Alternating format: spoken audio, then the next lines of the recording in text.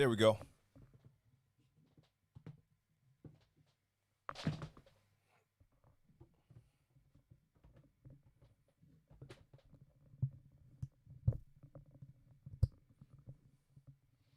Well, let's get this out the way. Stream starting. Bye-bye. All right. Duncan, what's going on? Or Duncan. Could be both. Let's get this one down a little bit.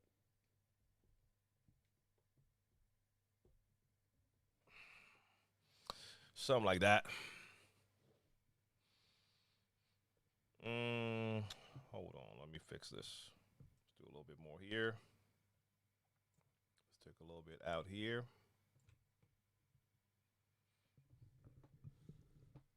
What up, DJ Waves? DJ Ty?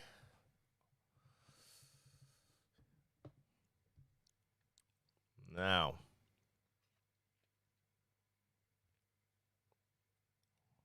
what I actually want now, let me see, what's the best thing I can do?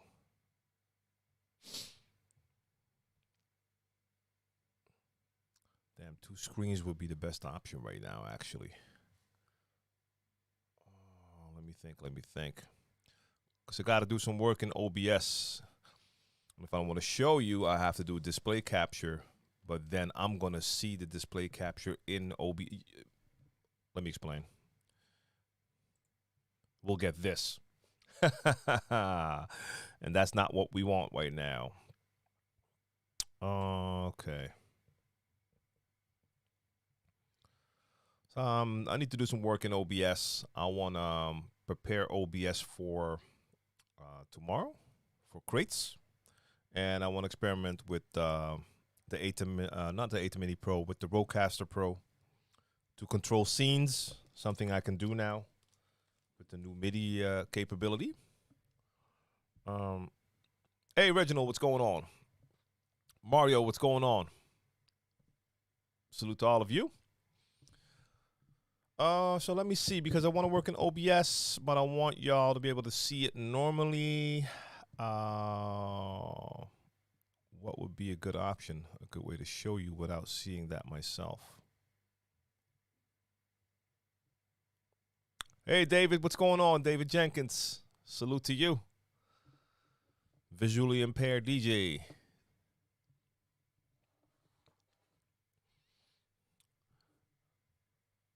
I mean, I can imagine that it makes things a little bit more difficult, but when it comes to DJing, I have to assume that hearing is more important. So that with good hearing, you can still do a lot of things. Aaron, what's going on? Let me think. I don't know if there's a good way that I can actually do this. Like share this screen right here, the OBS screen, while I'm working in OBS. But I see people do it all the time. Let me try something else for a second. What if we do window capture? I can't even choose OBS that way.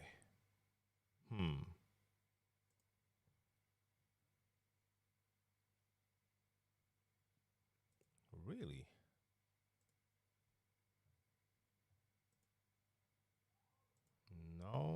No.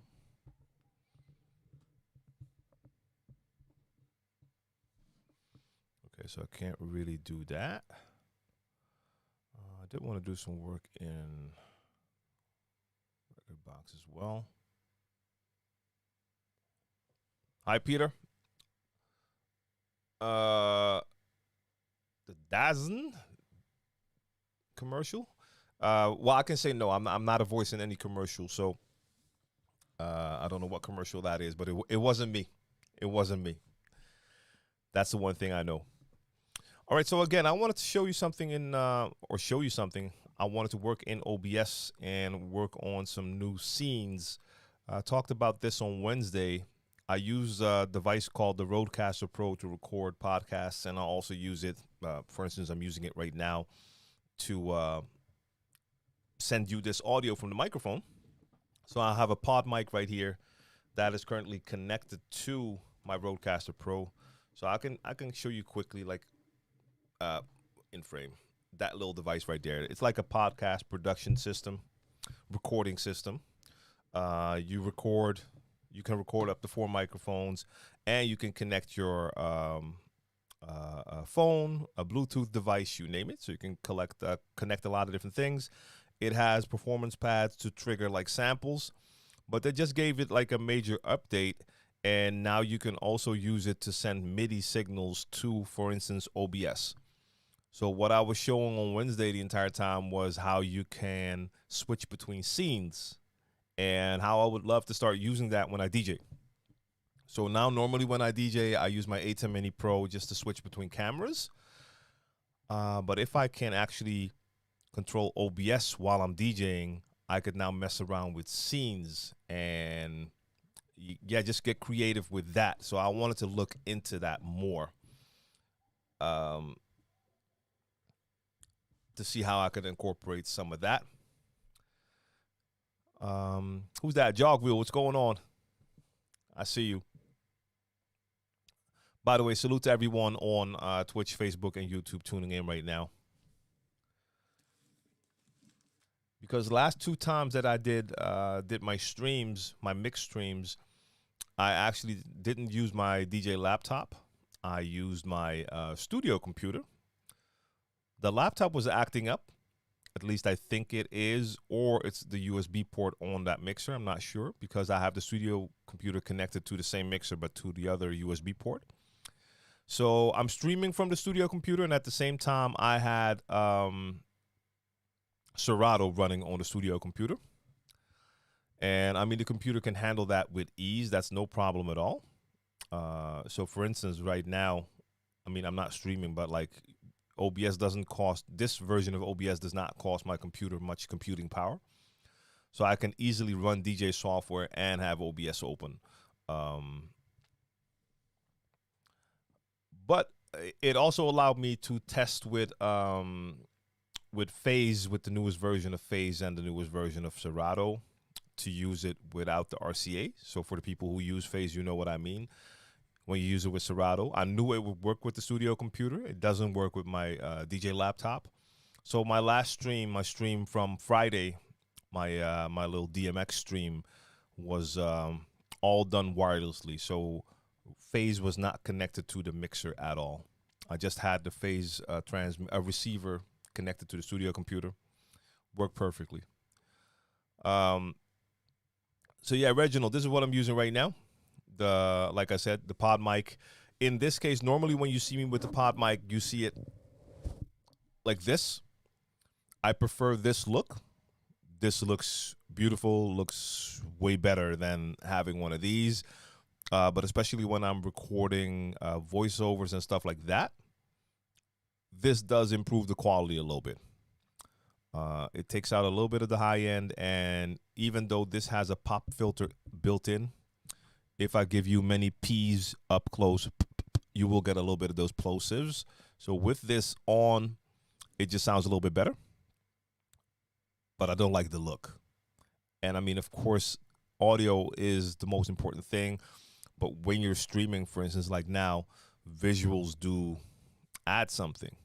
Now, let's be honest. This looks so much more beautiful than compared to looking at just one of these. I love the way the pod mic looks. And it's not like this audio is bad. It's just when you're doing actual recording. So I don't really need it right now. But if I'm doing like a voiceover and I'm close to that microphone, you would want to eliminate as many plosives as possible. If I want to prevent the plosives now, I would have to like turn it to an angle and speak past it a little bit. Then your breath, your air is not going straight into the mic. But I think we're perfectly fine for now.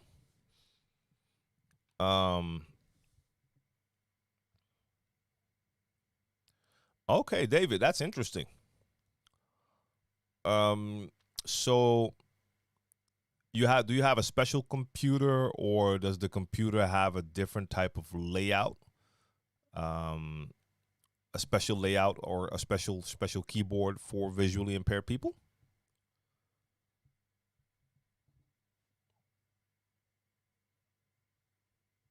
That's that would be interesting to know how that works. So so up until now, you've been using either like vinyl or just some a CDJ or something like that. And yeah, I mean, I have to imagine like having your hearing is the most important thing when it comes to DJing. I mean, you could have someone who has no hearing DJ by looking at a computer screen and like making sure that the wave files are playing in sync, but it doesn't really make sense to DJ that way. Yeah, DJI Flaves, you do have like the slim windscreens you can put in front of it. So if the plosives would be an actual a thing, I could get one of those to add to this as well. Salute to Andre, or Andre that is from Romania. I see you. So yeah, that's basically what I wanted to do. I wanted to do some work in OBS. And yes, OBS does take some figuring out. I mean, there's a lot you can do with it. I used it in its most basic way up until now. Jerry, I saw your comment. Um,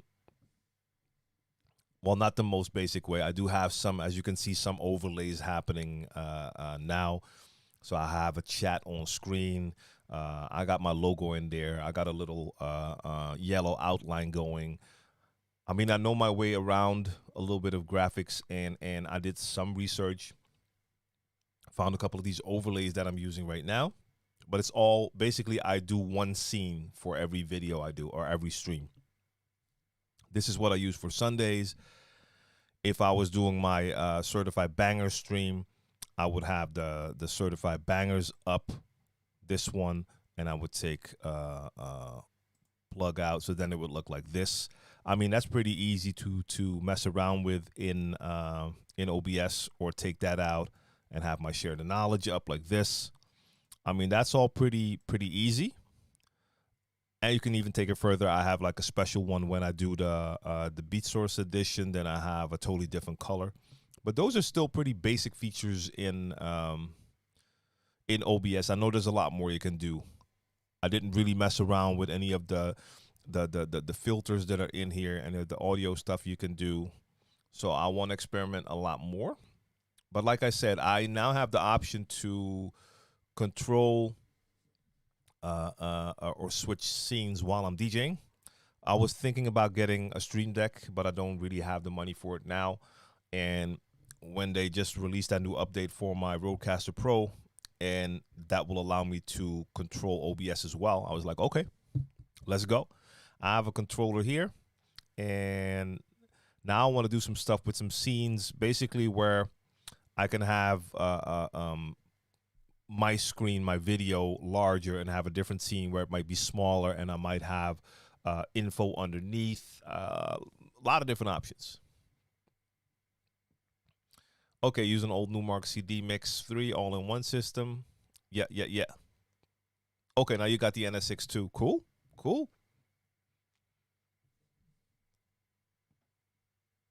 Yeah, that should be fun. Indeed. Hey, we got Skojo69 in the building. A great day to you as well. But again, if I want to show OBS, good morning, TLM. Louis says, what are you doing up so early? Well, it's actually almost 3:15 in the afternoon over here in Amsterdam. So this is far from early. I was up early in the morning, but that's hours and hours and hours ago already. So that's the thing. For some of you, it's probably early in the morning right now. For some of you, it is the afternoon. For some of you, it's already nighttime. That will happen with the global audience that I mostly find here. All right, let me think. Like I said, I wanted to share my OBS screen, but that's going to be a little bit tricky. I can't use the display capture feature. That won't work because then we get this. That's not what we want. There should be a different way to do that. I think I have an idea. I think I need to turn my other monitor on and send it to the second screen. Let me try that for a second.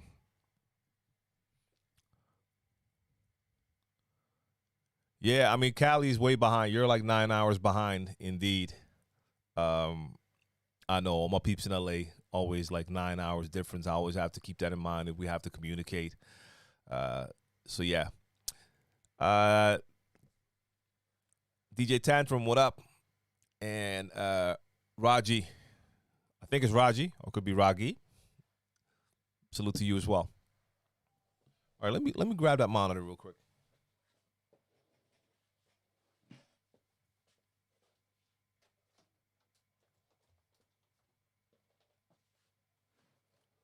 It's a crazy mess here.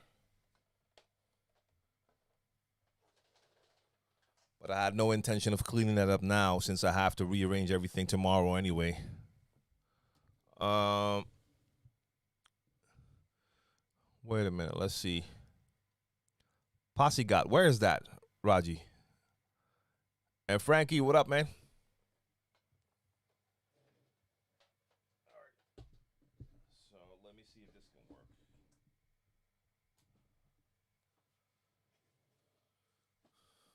See if I can do something when I get my second monitor up and running.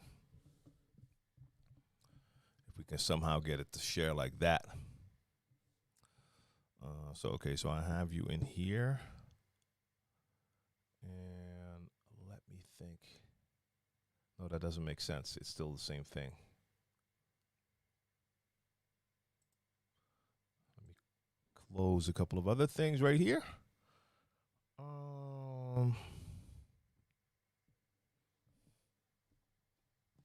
What is happening there? So I'm trying to add my second monitor.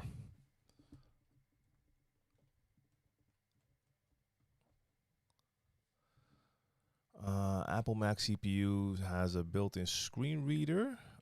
VoiceOver, yeah. Oh, okay. So you basically can let the computer read back to you what's happening on the screen.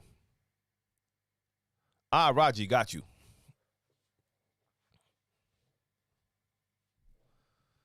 So there we go. We got Canada, we got India, we got US. I think we have Germany in the building.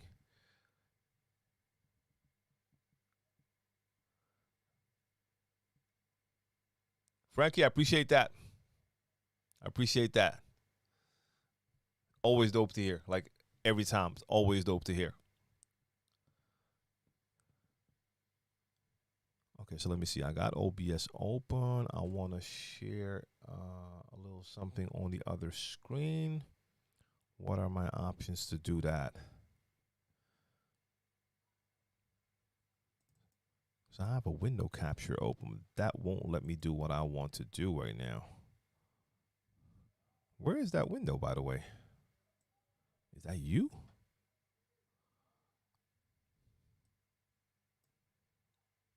Why is that not showing?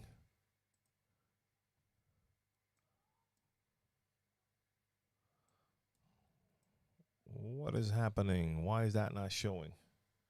Okay, let me get you on the other screen.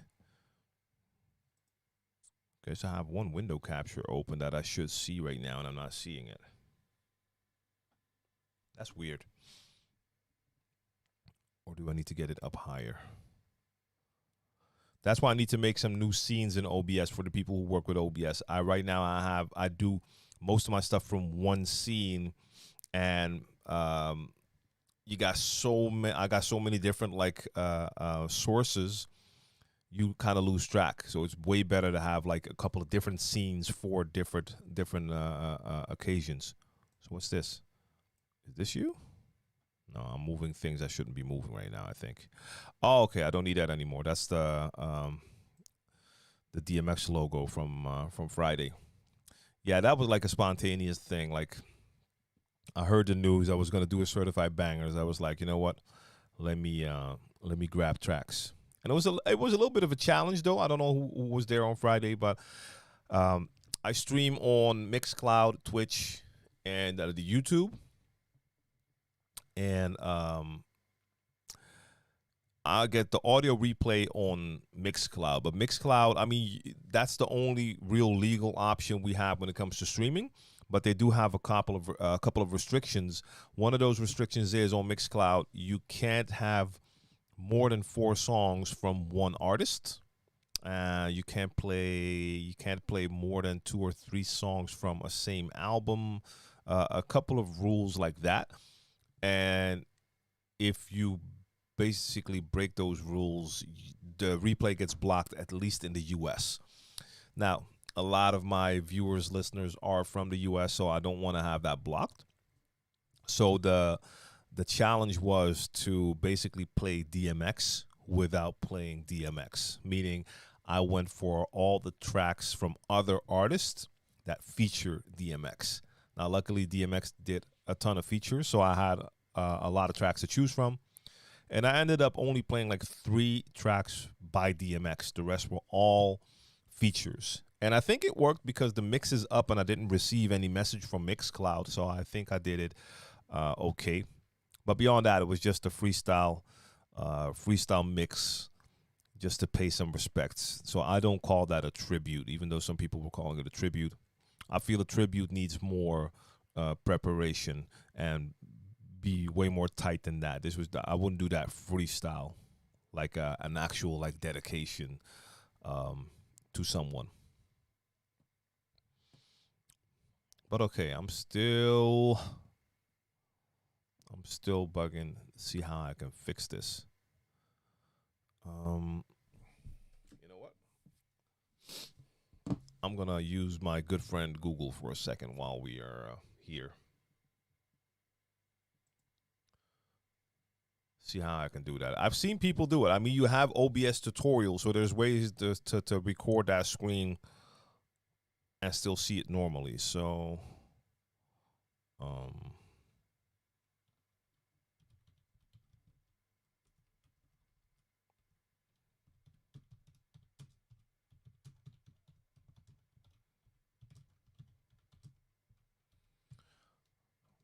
let's see if I can find something. Uh, that's not what I'm looking for. No, no, no. No.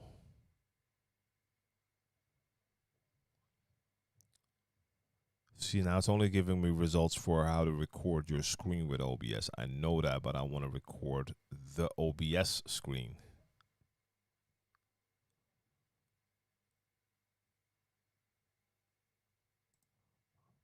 Let's see.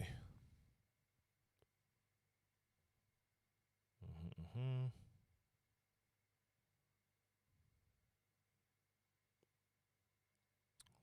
Looking.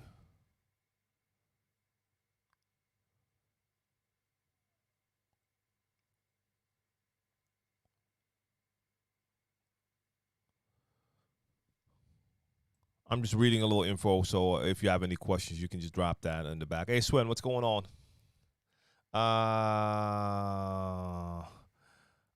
Yeah, I remember your question from last time. Your hand or wrist really started to hurt, right?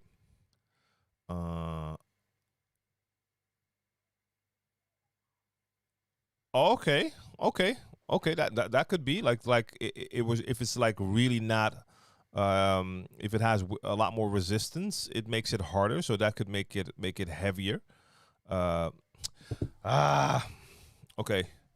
Ves, I'm uh I'm opening my phone right now while I'm in this live stream. I'm gonna find that email. I told you last time when I saw your name, like I'm gonna email you right after the stream, and then I forgot again. So I'm gonna open up email right now and start the mail so I'll remember it.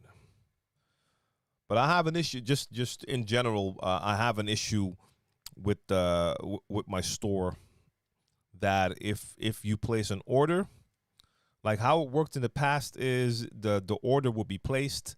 It would automatically send that order to Printful. Printful is the service I use, the print on demand service that I use because I don't have any merch in stock. So anytime an order comes in, they receive the order. That's when the shirt gets made. That's the that's the easiest way to do it if you don't want to have to spend first to print up a whole lot of shirts. Then you have to have those shirts somewhere in storage, And that would also mean that either I would have to then find a service that keeps it for me and sends it out, or I'd have to send it myself. In this case, all I have to do is make sure the orders get to them. They'll make the shirt, they'll send everything. And that worked great. I don't know, there's some mix up within WooCommerce, what I use on my website, and Printful, because the order got placed, but it never went to Printful. So I could see in WooCommerce, I could see your actual order. I could see the shirt you ordered. It's the scratch shirt, if I remember correctly, but I could see the order with your info. And then I received a message that a payment had went to a PayPal account with an email address that I have, but I don't have a PayPal account for that email address. So that was kind of weird to me. Like, wait a minute, what's happening? That's not how it normally works. So I'm not sure. Well, I'll ask you in your email to see if the money actually went off your PayPal or whatever, off your PayPal, or if it's still there. Because that's the thing. I even made a new PayPal for the email account that they said, and nothing came in there either. So that's weird. So the order did not go through, and the payment did not go to the place where it's supposed to go. So I'll I have your email right here. Yes. Because that was the weird part. You told me like the order worked, and I could see like, hey, I can see the actual order, but there's some mix up from where that order is placed to going to Printful. So I'm actually reinstalling a lot of the plugins on my site. I made my own website with WordPress, reinstalling a lot of that stuff to see if I reinstall, if everything works correct then. But we'll work that out one way or the other. That's for sure. I even saw your address, and you live really close to me. Like ridiculously close. So we'll work that out one way or another. But I need to get the shop up because I'm starting to see more questions when it comes to the merch again. So I want people to actually be able to order and have everything go good again, as it did in the past. In the meantime, let me just read real quick. I want to see how I can record that screen.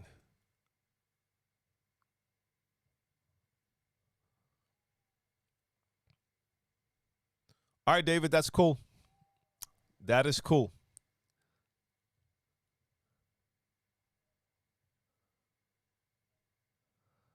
So let me see. Oh, is it? Is there a delay between my talk and the stream? So the video and the audio is not coming through correctly? Is that what you're saying?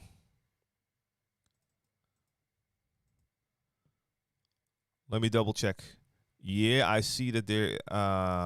Why was this set this way? Let me set that. This is 0 real quick.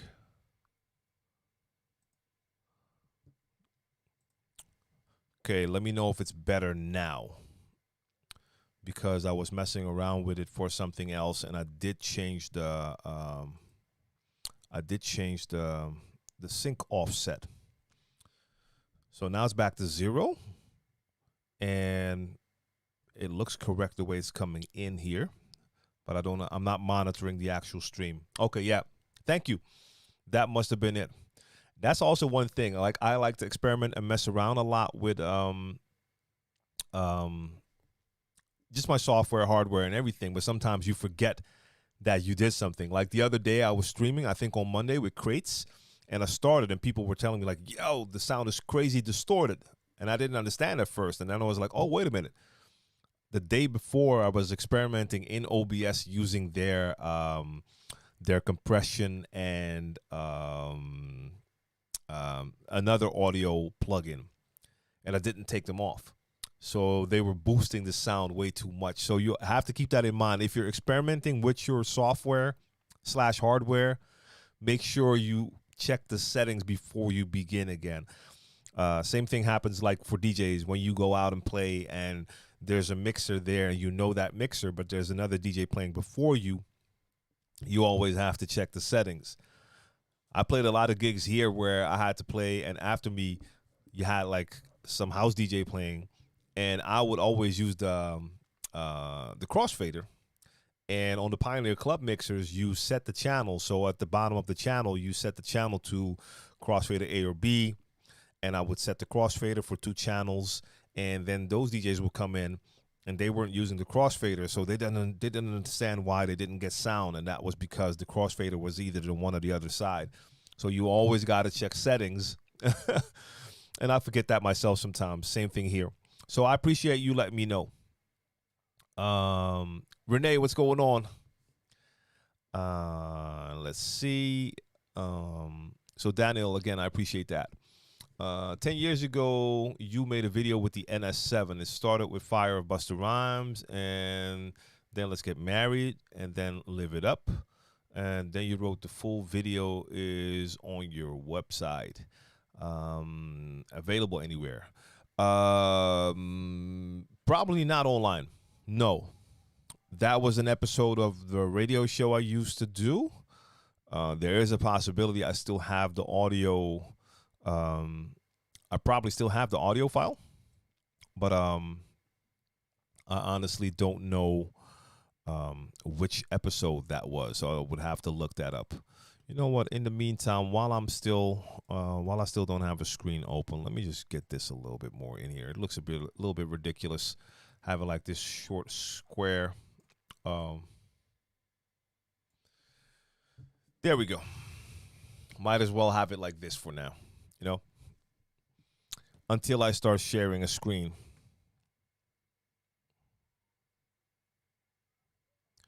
So yeah, like I said, I mean, I still have, I should have a bunch of episodes, even though I would have to remember which show that was again. Um, um, hey Rizzo, what's going on? And let me see. That's probably going to be in here somewhere. I'm just browsing folders real quick. Let's see. Maybe under radio or under my own name. Let's see what I have in radio. What's in here? Jingles, shout outs. Okay, so I got a bunch of shows here. I'd Vest. See you later. I have your mail open here, so I'm gonna send it to you in a sec, or a sec after I'm done here. But I have it open on the phone. So Sven, no, of course I do not remember which other songs I played during a radio mix from 10 years ago. I don't know. So no. I'm collecting songs in the range between 110 and 120 BPM. I mean, there's a ton of songs within that BPM range. With hip hop R&B, you have a lot from the, let's say, the New Jack Swing era, but also some of the older hip hop. You did have a lot of the up tempo stuff there as well. Big Daddy Kane has some of those. Two Live Crew has some of those. I mean, there's more. But in the New Jack Swing era, you had a lot of music that was within that like 110, 120 BPM range. So yeah, look, I have a lot of my radio shows here, but I have no clue which episode that was, and I'm definitely not going to go through each and every hour I have here to find that. So I think that's going to be a lost cause in this case. But I mean, yeah, man, there is plenty of music within that BPM range for sure, for sure. My scratch settings in Serato, nothing particular, to be honest. Yes, man, I know. I posted it, and Newmark posted it after me. Um, yeah, which was pretty cool. I got a lot of views on their page as well. Okay, Sean, I see you. And we got Lucas with the follow. Appreciate that. Riyadh, the scratch settings in Serato. I don't do anything special in Serato. So the one thing you do need to make sure you do is the settings on the mixer. So for me personally, I need to make sure that the curve is at its sharpest. So you want your crossfader to open as soon as possible, meaning as soon as you open that crossfader a little bit, you want to have all of your audio. So normally a crossfader will be set to basically fade in, same way the channel faders do. So normally with a crossfader, when you open it, you start to get more volume until you get to the middle, and then you have full volume. And if you continue over to the other side, you lose the volume. So it fades in, fades out. You want to set that to the sharpest curve where as you open it just a little bit, you already get all of the audio. That is very important for scratching. But that's something that you set on the mixer. And even with a lot of controllers, you either set it on the controller, or in that case, you will see an option in the software that will allow you to change that curve. So I'm not sure. I haven't used Serato with a controller in quite some time, so I'm not sure where you see it in Serato when you use a controller. What do you use? What's your equipment? Is it a controller, or is it a mixer with 2 players? Because that's the important thing. And that same thing I was talking about with the settings, like how you need to make sure you check your settings. Same thing there. I've played and I was scratching, and I didn't realize that the fader curve was off. So my scratches sounded a little bit weird. Then it turned out that that was the case. I'm going to move this to the other monitor real quick. So I have this open still.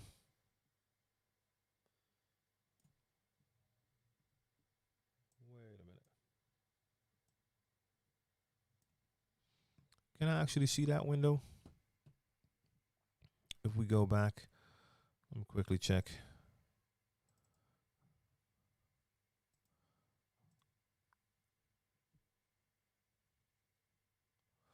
Ah, got you. There you are. You're that small window. Okay, we need to change that up. So let me make myself small again. Let me get myself out of the way. Let me place myself somewhere here.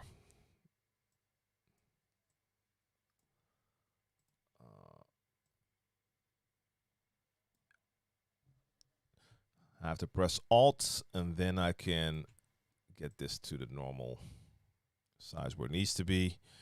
All right, Serato. So I can double check just to see if there's anything I'm missing here.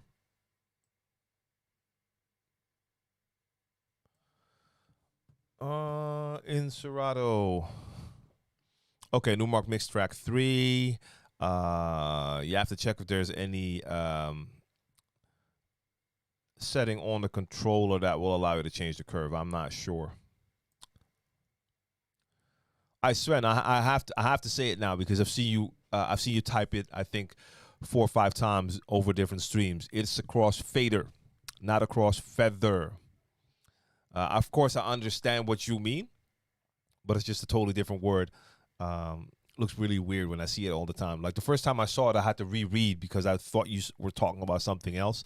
Do you how to make the crossfader go easy again? My solution for now is blowing in the crossfader. Yeah, I've been there, like blowing into it. Yes, I've been there. I've definitely been there. No, it's a fader. So that's Fader. They're all faders. You have your channel faders and your cross fader. And that comes from the word fade. Like if you fade in, then you slowly add audio. You fade out, you slowly take the audio down. And these faders do that for you. Once you move your fader up, the audio will start to fade in. So it slowly adds more volume or goes back down again. Instead of having something that just goes on and off, a fader gradually adds or takes out. I wanted to check Oh, yeah, the settings. Let me see for a sec, because I'm not sure. So okay, look right here in the software, you can see that you have your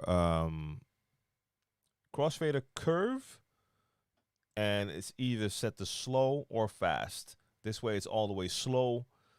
This way, it's all the way fast. This means it opens the quickest. So you want to make sure your crossfader in Serato is set to fast.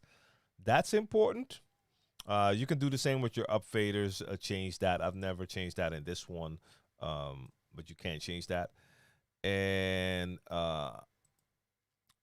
besides that, like for instance, like the buffer size, I had it like at 10. Um, if you want to get your software to be really responsive, you want your buffer size to be small. But when you have it smaller, it starts to take more computer power.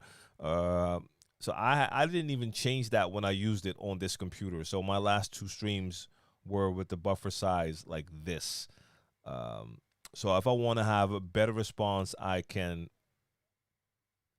get it down. But that kind of depends on your computer as well, what your computer can or can't handle. I remember in the past I used to have a laptop. At a certain point, I had that buffer size really small, and then at a certain point, you start to get like little gaps in the audio, and it didn't work. So I had to just give it a little more buffer size, and just find that spot that works, that you still get a lot of good response, but your computer can handle it. Yes, man, I got you. I got you. I got you. So yeah, that's the thing in Serato to change. Same thing with Serato, and I had it happen 2 times in a couple of streams now. And again, this goes back to checking your settings. Um, DJ Technical, what's up? So I had some issues with my DJ laptop. It's an older laptop, so I just reinstalled everything like from the start, like fresh Windows install. Got the software back on, got Serato back on, and I was DJing. And while I was DJing, I discovered like, oh wait, it's a fresh install, so I have to do the settings again. So first off, instant doubles wasn't on, and I always use instant doubles. So I wanted to load that track onto the second deck. It didn't work. At first, it was like, hey, what's going on? So you had to think back, like, oh, right. I have to go to my settings and make sure I set that because it wasn't set. So the instant doubles right here wasn't on, and I need that to be on at all times. The other thing, which I noticed a little bit later, is when I had one track playing and I loaded the same track onto the other deck, I could hear the volume change. I was like, what's going on?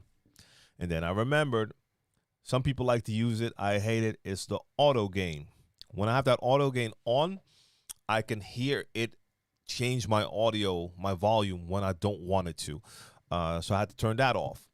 And then when I started to DJ from the studio computer, and I never used that version of Serato on the computer before, I went through the same mistakes again. So 2 times in like 2 weeks, like instant doubles weren't on, auto gain was still on, so I had to make sure I turned that off. So always make sure you check the settings if you're not playing on your regular gear, or if you made a significant change, like reinstalling a lot of stuff. So yeah, that is basically that.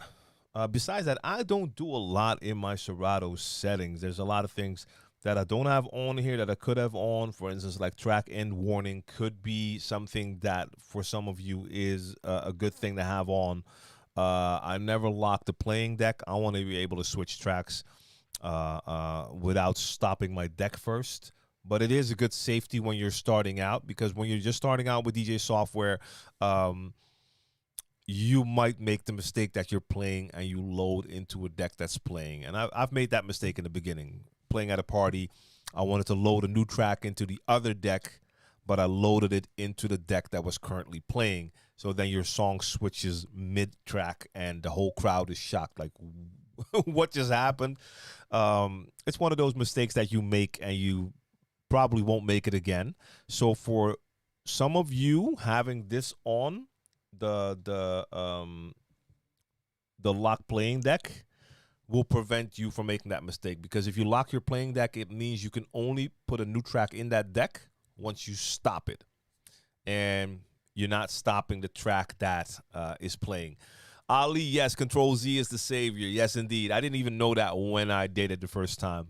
So I was just as much in shock as the crowd. Like only after it happened, I realized it, and I don't even remember what I did that first time. It's the same thing for DJs who are playing with vinyl, and you take the needle off the record that was playing instead of the other one. I've been there too.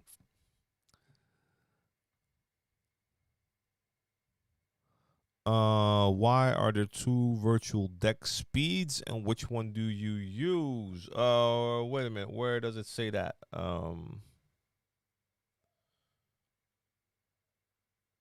I don't even remember. Where does it say that? The two deck speeds? That's not here, right? Is that in the settings? Did I miss it?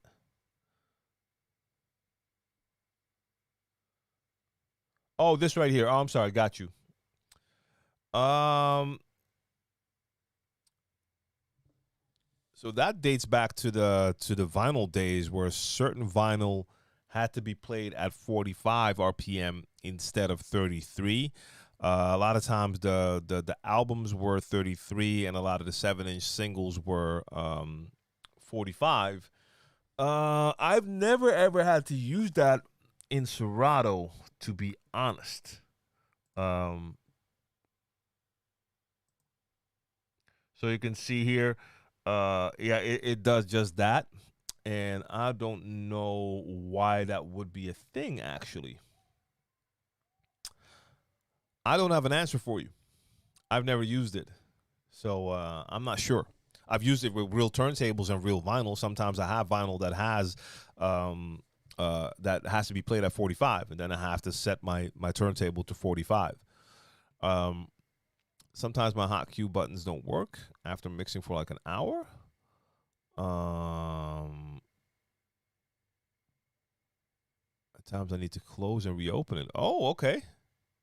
Wow, that shouldn't be happening. No, that definitely shouldn't be happening.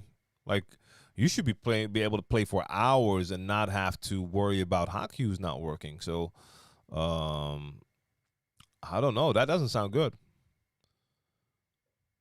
But when you close it and reopen it, then it works again for like another hour. I mean, it's still not cool because if you're the only DJ playing, you don't really have the option to just in the middle of a set say, "All right, give me a minute. I have to restart everything." Yeah, I don't know. So I think you should check, probably check the manufacturer to see what could be causing that. I'm not sure. Yeah, so besides that, with the settings, there's not a lot that I adjust here. Like a lot of the things I do adjust are just things on the actual mixer. Like I said, track end warning could be a good thing if you're still learning how to do everything, because then sometimes you can take a long time before you have your beats matched. Um, I've only had it happen once recently where I loaded a track and I didn't take a good look at the playing time, and it happened to be a shorter track than I thought it was. So all of a sudden the track was done. Maybe the track end warning could have saved me there, but yeah. Besides that, I hardly ever need that. But yeah, I don't have a lot on here. So actually, the only music I have in Serato here is the um a little routine crate, the crate with the DMX tracks, and that's it. Because the last time I played before that was using Beat Source, so I didn't have to go through any of those troubles. I just had the Beat Source file folder, and the DJ laptop stopped working. So I just opened Serato here. Never used this Serato before. Had no music on it, but I could just open Beat Source and go straight to my playlist, and that worked out great. That was a fun show too. So yeah, here just some of those playlists. Oh yeah, I use this folder. I only use this folder. It creates Beat Source link. So yeah, in a couple of weeks I'll be exploring Beat Source again, going through everything to find some more tracks. Okay, so we don't need this window anymore. But yeah, I do wanna. I think I'm gonna do that now. That is something I can actually share because I need to find out how to share my OBS window in OBS while using OBS without getting that crazy screen. Um, but I do need to make a couple of backgrounds to use in the different scenes that I have. So we can create a new. I'm going to share this window with you, even though I'm not sure what I'm going to do in it yet, but I'm going to share this one with you. Let's see. Window capture.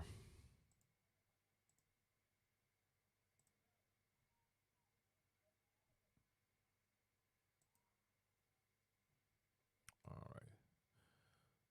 Yeah, Riyadh, that doesn't sound good at all if it happens every day. I mean, you can't really work like that. That's not cool. That's not a cool way to work if you got to do it like that. Um,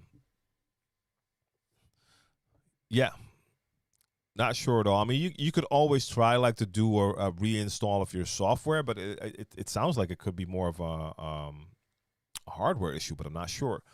Charles, what's going on? Great question. Two audio interfaces within OBS. Basically, you can because, for instance, right now, the audio from my microphone is coming from my Rodecaster Pro right here. So the Rodecaster Pro is connected to my studio computer through USB, and that's catching this. But I also have my A10 Mini Pro connected, and I should actually be able to let you hear that because right now I'm using my A10 Mini Pro, which is a video switcher, but it also has audio in there, and it is capturing that GoPro. I'm not using the audio from the GoPro, but I do have the option to go here. So right now, you should be hearing two sets of audio. I don't know how it sounds, but right now, one is coming from the Rodecaster Pro. So that's an audio input and an audio interface. And the other one is the audio coming in from that GoPro directly into the A10 Mini Pro. So those are two different audio interfaces, basically. Now let me turn that back off because that's not a good sound, I imagine.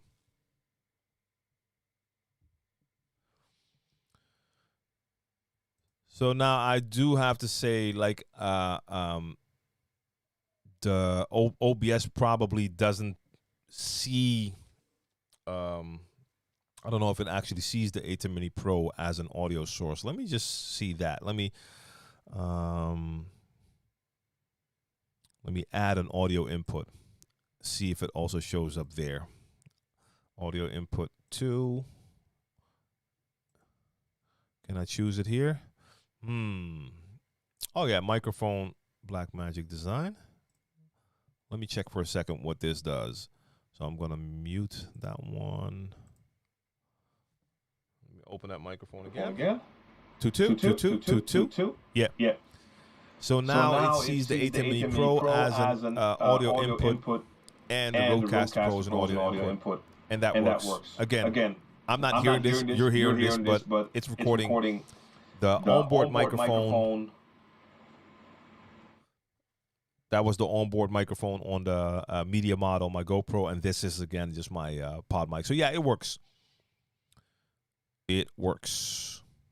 Turn that one off again. We don't need it in there. Cool. Okay. Streaming with OBS, do you find bandwidth to be a premium? I think it's important to have a good connection. Like when I stream on OBS, I'm doing it from the studio computer, and that has a wired internet connection, so I'm not doing it through Wi-Fi. I've had crazy issues the couple of times I was streaming from home on the laptop where I had some Wi-Fi issues, and we had terrible trouble with the streams, like screens freezing and all that. So having a good connection is definitely a plus. That's what I love also about that A10 Mini Pro. I can take that anywhere, and as long as they have like Ethernet there, I can plug in a cable. And I mean, having wired internet is, to me, it's a must. I mean, you do have places that have good Wi-Fi, and it's going to work out, of course. But with the wired connection, that just gives me an extra sense of security. So for me, it is important. The amount of bandwidth, though, um, I don't know how high you have to go, because I mean, if you want to have the highest quality stream, you want to go for a lot of that bandwidth. But I think if you do a proper checkup and see how many people are checking streams and at what type of resolution they're watching, um, a lot of people were not a lot of people, but I've received even complaints from people who were asking me if I couldn't like drop it more to give them a lower option. Um, so I don't remember my current setting, what I have it at. I think it's 4,500. Um, I'm not sure. I have to double check what I'm on. Can I see it here right from the screen? All right. So currently I'm doing about 4,700 kilobytes per second. Working cool. Streaming. The CPU is definitely doing well here. Like it's only to stream right now is costing me about 1.7% CPU. So yeah, that's 1.5. So it's hardly taking this computer any effort. I'm using Stream Elements OBS version. I believe it's a little bit lighter on the computer than the normal OBS, but I'm not 100% sure. Mark says most important is the sound over video resolution if it's for DJ sets. Oh yeah, 100%. You want to make sure your audio is on point. I mean, people are looking at you, but if the audio is crappy, it's always an issue. I just saw that this morning. I saw a podcast, like an interview, and it's a person whose content I loved, who was the guest there, but the audio was just bad on his end.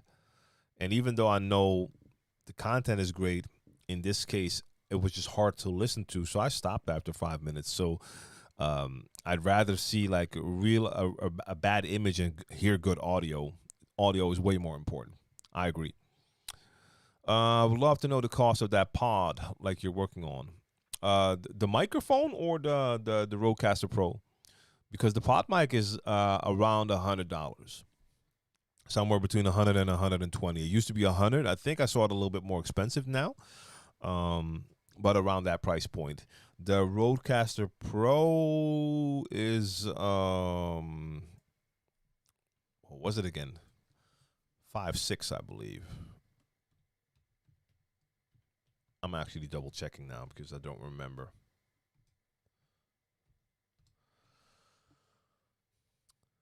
Yeah, I should be able to find it like between 5 and 600. So that's it. I mean, I'm really enjoying using this. So in this current use case, it's connected to the computer, and I'm not doing anything else on it. The microphone is connected to it. There is processing going on in the unit itself. There's a template for this microphone in the unit, so there's compression and everything going on there. I can adjust that, tweak that. I haven't even done that yet, but I can also record on that device itself. So I'm working on some voiceovers for videos that I'm doing. And when I do those, I can have it connected to the computer and record on the computer in Audacity, Studio One, Audition, whatever.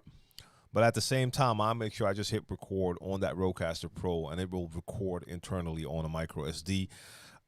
So really liking it. I'm not even using as much of the features as I can, so I could do a lot more with triggering like samples.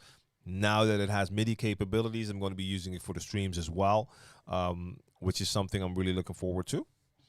So for me, it's perfect. Like if you're just doing DJ streams, this is not necessary at all. It just isn't. But it's a great unit for a lot of different types of production. And if you're podcasting, if you're ever doing interviews and stuff like that, you have guests, up to 4 microphones. I recently recorded a couple of interviews with this. Works great. 2 of these table stands, 2 of these pod mics. I had that Rodecaster Pro under the table, hit record. Good to go. Why am I still wearing this, by the way? Let me take that out. That's only costing battery the entire time. Makes no sense. Forgot I had it in. All right. So let me open up my Photoshop, or open up. You're already seeing it. I'm not seeing it myself. Um, so I do want to make a couple of these, couple of different backgrounds that I might just add when I'm working with the different scenes. So I do want to take a look at that. Let me just open up. Let me see. I need my overlay. Is that this one? No, that's an old one. We don't need that one. Where are the other overlays? Let's go on live streaming. I need. It's probably that one. Any? Yeah. Okay. There we go. DJ Costa Rica. I see you. Salute. Oh yeah. So here we have like the overlay I used for the Beat Source edition. I'm going to do that more. Like for the vinyl, I want to make sure I have one that's for the vinyl edition. Also, because when I make clips afterwards, right now, a lot of the clips just really look alike. Just by having that blue for the Beat Source edition, it automatically gives it a separate look that is recognizable. I'm probably going to do one with white for that vinyl edition. So you can always see straight away that what edition you're looking at.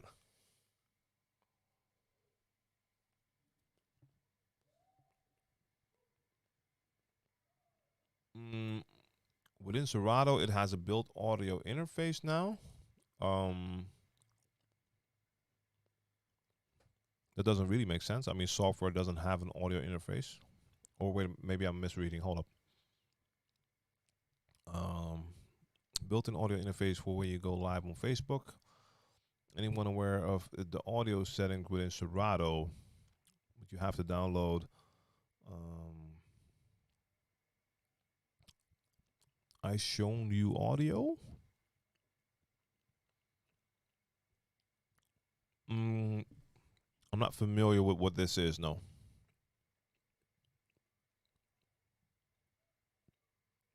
I do believe I've heard someone talk about something within the software, but you have to download a separate thing. I mean, I do know that in Serato you have that option for the audio output to make the audio available to other applications. So that basically, I think maybe that's what you're talking about, because then it kind of turns into a virtual audio cable. Let's see. So make audio available to other applications. Output audio so other applications can hear Serato DJ when you select virtual audio cable as an input. But you have to install the virtual audio cable.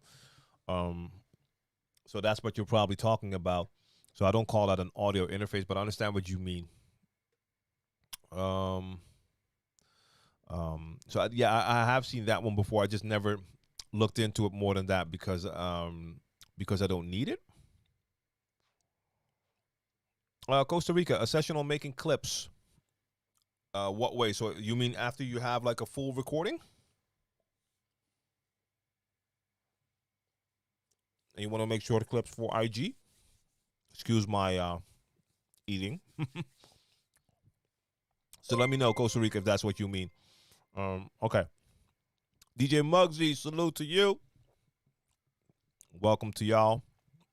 And excuse me for eating. Just a one bite. N2K, what up? Salute. Costa Rica, yeah. What are you having trouble with exactly? So for me, normally, let me just we'll switch from Photoshop to Premiere for a second. So let me open up Premiere. Because to me, that's actually really easy. So how do you record your full set? You're using OBS for that?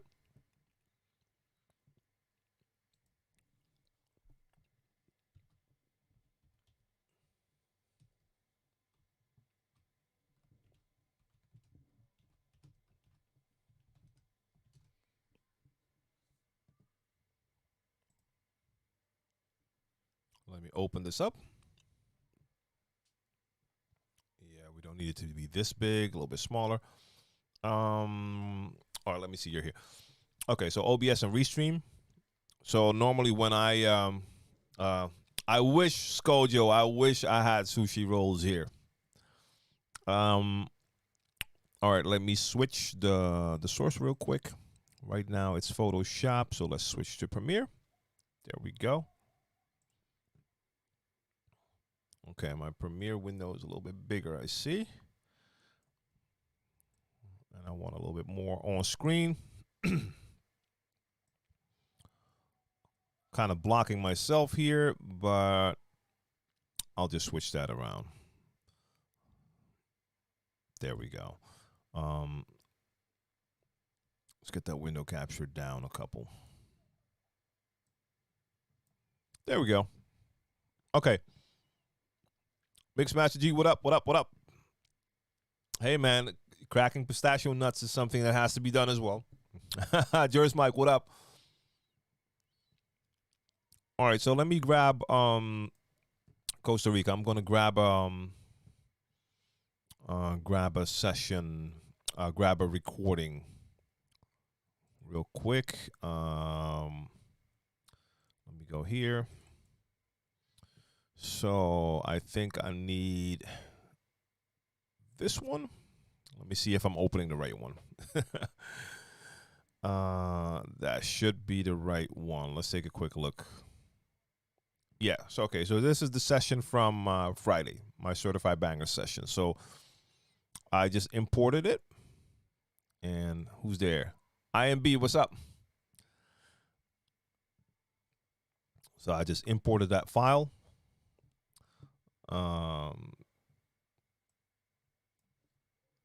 So here it is. That's me. And let me give you some audio. Where's my output? Bang. Okay, so audio. I'm not gonna play the audio beyond that. We don't need it. Well, what I do normally is if I have my full recording from a set,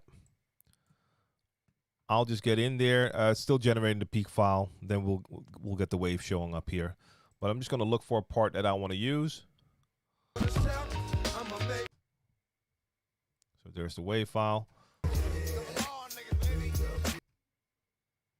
So I can just look for a part.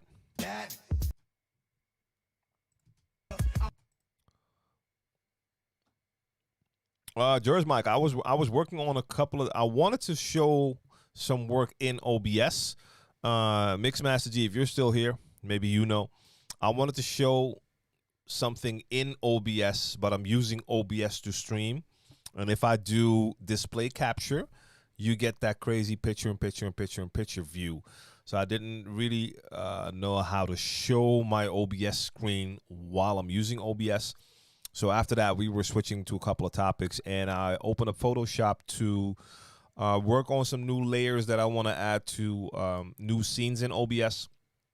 And then I received this question from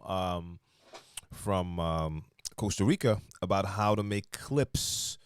Yeah, see, that's what I thought. So I'll have to figure that out a little bit later. I can't really show that now. So yes. Costa Rica had some issues making clips. So making clips from a full live stream. So that's what I basically did. I just opened up Adobe Premiere. I just grabbed my my last recording. This is a recording from Friday when I did Certified Bangers, which turned into a DMX episode, and show you the simple process that I use for making clips for IG. Now, to be honest, I don't always do it like this. Some of the clips that I post on IG are really just clips that I screen record on my phone. I'll be on my phone. I'll open up YouTube if the replay is still available. Some of my replays get blocked, deleted. If it's still there, I'll hit play, screen record, and take a short clip that way and post it to IG. And I've never heard like complaints or comments from people like, hey, this doesn't sound the same as the other clips. So it's an easy way to do it.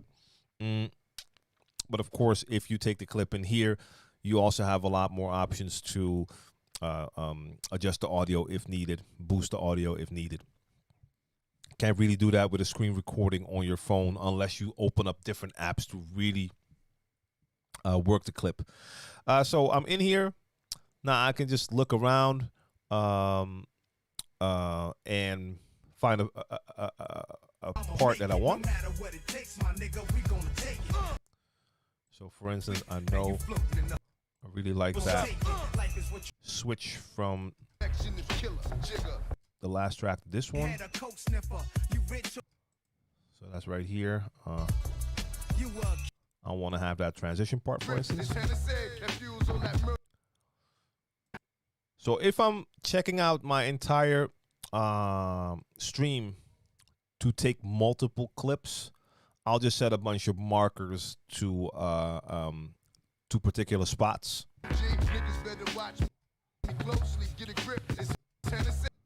Let's see. Yeah, I gotta go back. So I like to make sure I take it from a part where I do a little bit of scratching, stuff like that. So for instance, let's just say I'm going to take it from here. Now there's a couple of things I can do. If I want to do the super basic way without any extras like fade-ins or you name it, if I just want to have a clip, I can just hit that mark in point right here. Let's see. Yeah, the switch has already been made. So let's check. It starts at 4:15 because I want to make sure I stay within that minute mark for IG. So I could take it all the way to, what was it? Yeah, 40:15. So I could go all the way to 41:15 or 14 and still be in the limit. So I'm not going to do super fine tweaking now. This is a clip. It's less than a minute. I have a start point and an end point. Basically, if I don't want to do anything else, I could just take this and then go to my export. You can't see that. Let me show you. Otherwise, it doesn't make a lot of sense if I'm just talking and you can't see it. Let's turn that one off. I'm going to turn you on for a second. Yes, I know. I know. I'm going to do it like this. So once I got that mark in and mark out, you could just go to export media, bam, and then export this, and you'll have that 1 minute clip. Give it a name, change settings if you have to. You can even go for one of the templates that they have. Make it smaller, make it bigger, just make it a high quality 1080p. Whatever you want. You can do a lot of things here, but you can keep it super basic, give it a name, and export, and then you'll have that 1 minute clip. Now, if you want to take it a little bit beyond that, then you could also choose to, for instance, go to your beginning, cut that end, and then we can do things like, let me move that a little bit. Then you could add like effects like fading in, fading out. So then you could go to your video transitions, for instance, dissolve, take a film dissolve, put that at the beginning, and then you'll have the video fading in. And on top of that, let me zoom in more, hit P. I could also choose to do like a fade in for the audio, and then it will start. It's a subtle difference, but you could do that. And you could do the same thing with the ending, like have a fade out and take it from there. Now that's, sometimes I do that, sometimes I don't. If I feel the audio could use a little bit more, then I might just go into the audio settings and I might just do a simple, not even go into all of my plugin stuff for this, but just go into like the hard limiter and let that hard limiter know, like, hey, don't go past -1 or minus this. This is enough. And boosted a couple of dB. See how that sounds. Let's go. Still got plenty of room there. I could do that. It doesn't have to be really difficult. All right, let's turn that off again. But then you have clips. So what part was giving you issues when you were doing it? Juggy, salute. Nuka, I see you. Yep.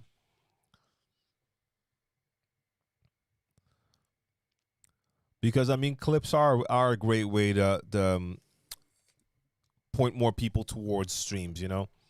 So I like to post them. But like I said, I want to make sure I have more variety in my backgrounds, just because when I make clips now for IG, for instance, if people just go over my page, a lot of those will look similar because I'm streaming in front of the same background.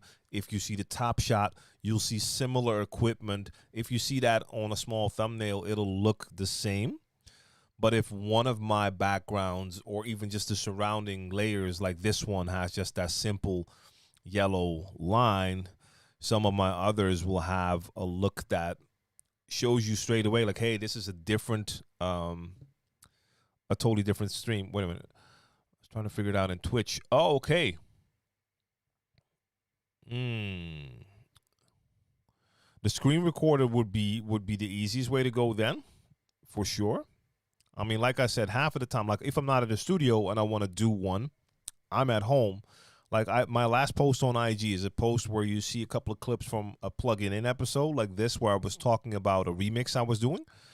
And I took one clip from that, and then I took a short clip, also screen recording on my phone, listening to the finished product on Spotify, and just posted that on IG. And I did that from the phone. So no other editing software or anything came into play to do that. So it's definitely possible.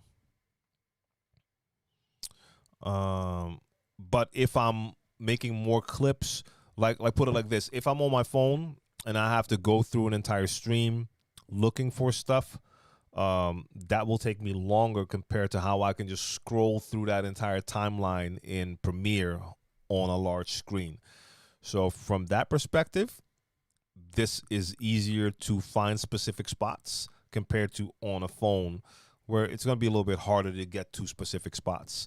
Plus, I can go through the entire file here, set markers, then come back and cut them all up. On your phone, you can't do that. But if you just want to take one clip, go for that phone, of course. So yeah, like I said, let me switch this back to my Photoshop.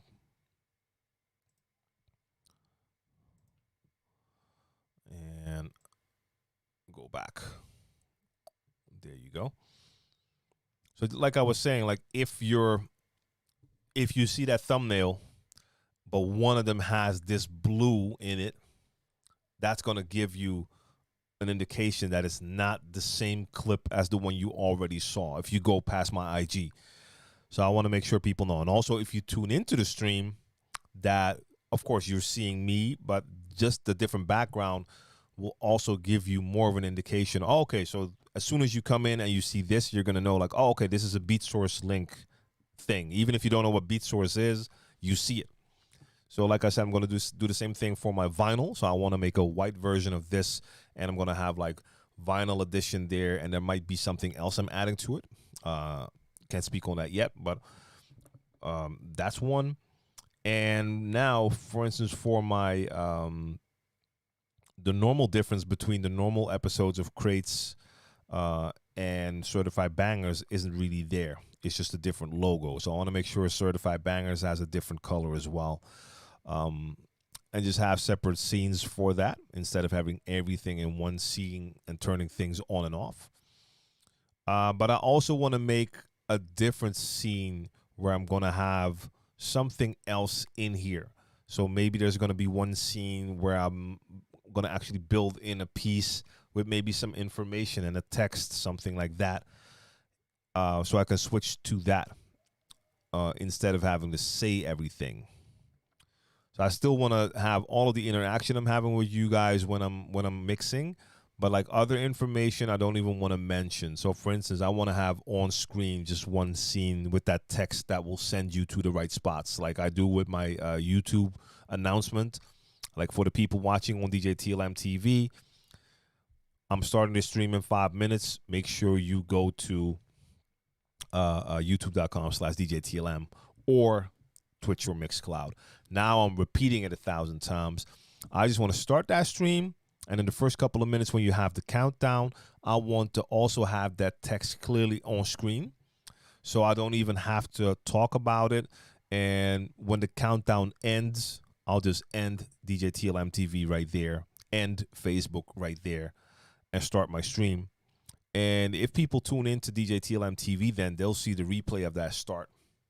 And they'll see that text that tells them, like, hey, you got to go to youtube.com/DJTLM to watch the stream. Because I do see, like, I have to mention that stuff like 3, 4, 5 times when I do the streams. I mention it, and then I mention it again, and then I still see like 43 people are watching on the wrong YouTube page. So Sven, that's not a tip. That's actually what I just mentioned. That's exactly what I'm gonna be doing. Like on screen, they're gonna see like, hey, to follow this stream, go to. So exactly that.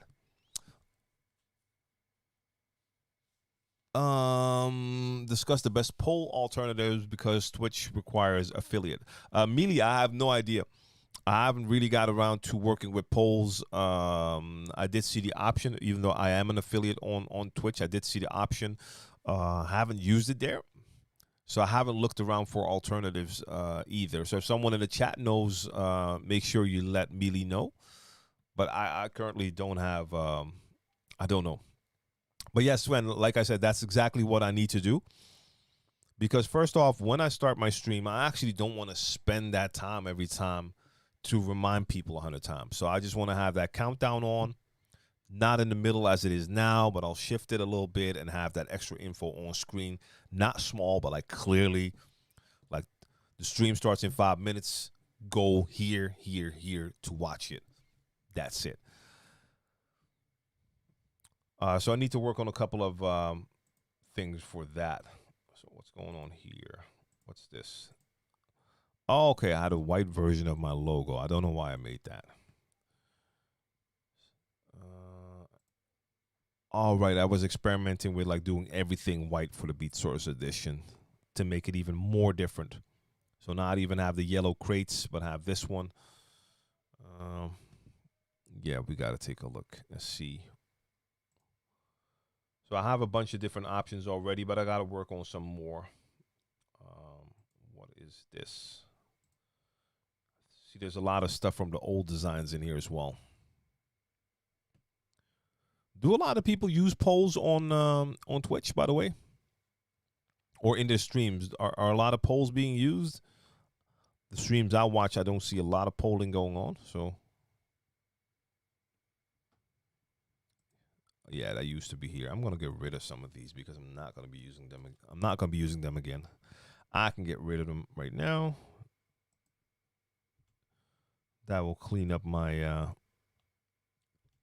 stream a little bit, or my layers. All of these can go. I want to change that one up. What's this? Oh, okay. And this is the. Wait, why does it say yellow and then it turns black? That makes no sense. Oh, what was that?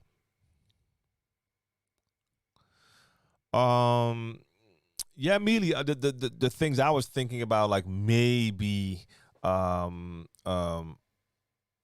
some shows, it could be cool, like to have a poll going, like which way shall I take it, like music wise. But then again, like I'm freestyling so much, I don't know. I don't. For me personally, right now, there's not a lot. Like if I was doing like a special share the knowledge episode talking about specific equipment. I can imagine polls could be interesting to add some more insight, even though I have more of an audience than on YouTube, and I can do polls there as well. Um, but yeah, so I actually I think I have something installed for polls, but I just haven't used it yet. Surround Ancient Nightmare, salute to y'all. I see y'all. And yeah, like Costa Rica says, it depends on the streamer. I'm trying to find that middle ground where, of course, when I'm doing a mixed stream, music is the main focus, but interaction for me with the audience is just as important. To me, that's the biggest difference between a live stream and just doing like an uploaded set. If you're gonna go live, I see no reason why you shouldn't engage your audience like the way I do, like by talking to them. I just saw a comment like yesterday or 2 days ago on DJTLM TV for just that little starting minutes before the starting minutes before I actually went into the stream. Someone was commenting like too many call outs. So my only reaction to that is then this stream is not for you. Like I'm not cutting down on interaction with the audience. I feel that is an important part of streaming. Even though everyone has to do it their way, like some DJs will stream and they will have no interaction, like not even a mic or just not talking to it, except for maybe an intro. That's up to them. I want to find that balance. Of course, music is the most important thing, but yeah. What's this? What size is the canvas for your scene? The thing you see right here in Photoshop is just a 1920 1080 size, and that's the same thing you see with what you're watching now with the yellow outline right here. It's that same size. So that's the canvas size I'm using right now. Why is that still blocked? Let's see. Okay, got you.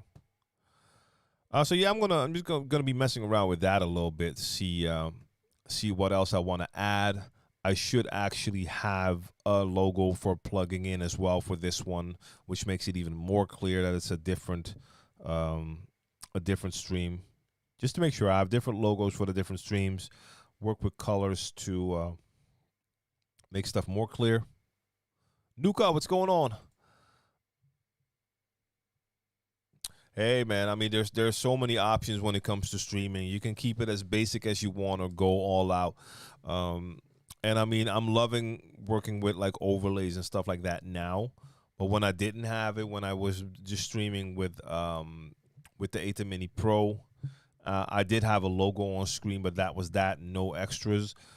It was still a lot of fun to do, and you can still have your interaction. But I do see the advantages of having stuff like the on-screen stuff, also because it motivates other people to maybe join in on the chat and just the interaction, the different info you can have on screen, which for some people is interesting, for others just they'll ignore it. So I like it, and I'm still learning because there's so much more you can do. If you go online, if you go to YouTube and you check out some of these channels that will just drop info about streaming and OBS, for instance, there's so much you can do that I haven't even done yet. Mixing Mel says, I hate a DJ who talks through the music. Yeah, I mean, that's possible, but then you shouldn't check out certain streams. Like, I try to find my spots within the music to interact with the viewers. But for instance, if I see a couple of new people joining in through the chat or following or subscribing, I'm not going to wait until I have time to play an instrumental and talk to them. I'll shout them out right there while I'm playing. But I try to look for better spots within the music. So that helps if you know your music. So certain lines, I don't want to talk through those lines or try to make the shout out real short. So I only have to take down the music for just a second. But to me, it is a big difference. You're not listening to a mixtape. You're not listening to nonstop radio where there's nonstop music being played. It's a live performance by a DJ interacting with the people. Um, but I understand. Like I also had that same issue when I was playing in venues, and the venue would have an MC, and that MC is MCing during your set. And some of them knew exactly how to do it, how to say stuff at the right time and when not to say stuff. And like you're saying now, then sometimes I would have MCs and they would just talk all through the music. And in that case, I would always let that MC know, like, yo, you need to tone it down. Tone it down. Or in some cases, if I didn't know the MC and they would ask, like, yo, do you need me MC? I would actually prefer that they wouldn't, and I would just use the mic myself. Um, but again, to each his own. Like, if you don't like talking, then you shouldn't talk in your streams. Um, if you're listening to a stream and a DJ is talking way too much, then you shouldn't check out that stream either. Um, there's plenty of DJs online you can check. And that's the thing. I think DJs need to do exactly what they want to do. And if people like that, then they can watch. And if they don't like that, then they can just find plenty of other DJs out there. Mm. Balance is the key to everything. I like to incorporate like scratching, a little backspinning. I can't do that every track. I can't be backspinning every track 20 times. No. I have to play the music. And when I can and I find a nice spot, like, okay, this is a cool part to repeat a couple of times, repeat it a couple of times, then let the music play again. Same thing with scratching. I like scratching when I do my transitions, but I'm not going to have beats on loop for 5 minutes at a time and scratch nonstop and do that like 10 times in a set. That's too much for me. I'm trying to find that right balance for me. And the audience has the luxury of going through a bunch of different channels and finding exactly what works for them.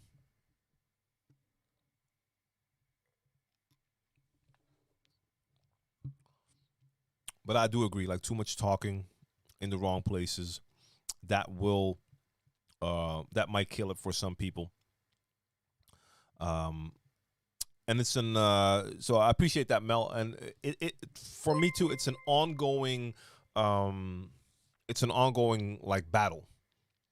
Like if my audience would grow, and I would get, for instance, a lot more people in the chat, I would have to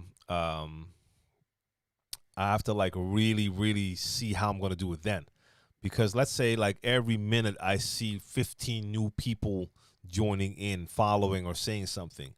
I can't acknowledge all of them because then I would be talking way too much. So if that time comes, then I'll probably build in shout out moments.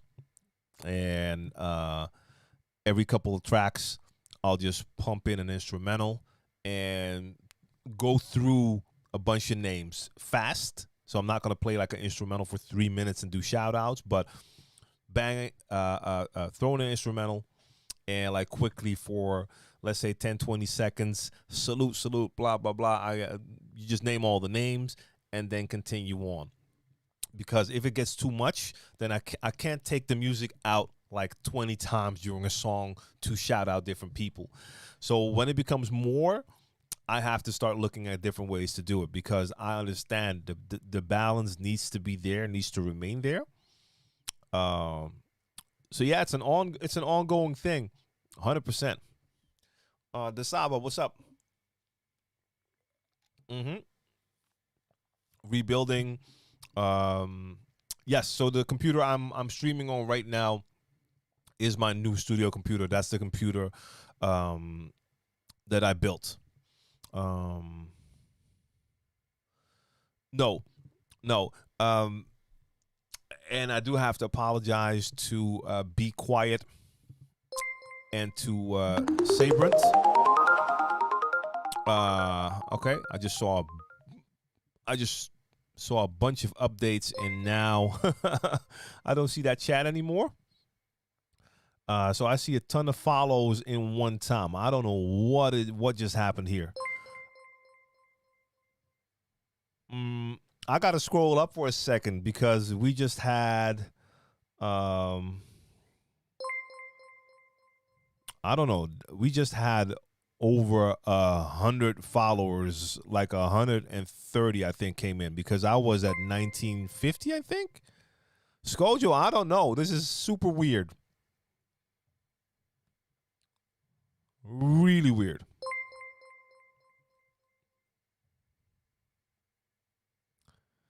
So just when I mentioned that if more people were in the stream and all of a sudden you get this happening. Okay, so I have no idea what just happened here. Um, uh, so let's go back to that question. So I wanted to apologize for a sec to Be Quiet and Sabrent. Sabrent it is. Those were two brands that helped me out. They um, they provided a couple of parts for the computer, and I bought the rest myself. So Be Quiet provided me with the computer case, the CPU cooler, and the fans. And Sabrent provided me with two NVMe hard drives. So the rest, so everything else, the CPU, the GPU, all of that, two more SSDs. I bought those myself, and I built that studio computer. I'm looking this way. That's where it's at, but you're not seeing it. But yes, that's what I did about a year ago. No, not a year ago, like 8 months ago, I think. Yeah, I have to assume this is some type of bot. Not sure what's the advantage of that. How did that happen? I mean, it looks cool, but if these are not real followers, it doesn't really add up. So, Mealy, this is new to me too. So, for the more experienced Twitch people out there, what is a bot raid? Are these real people?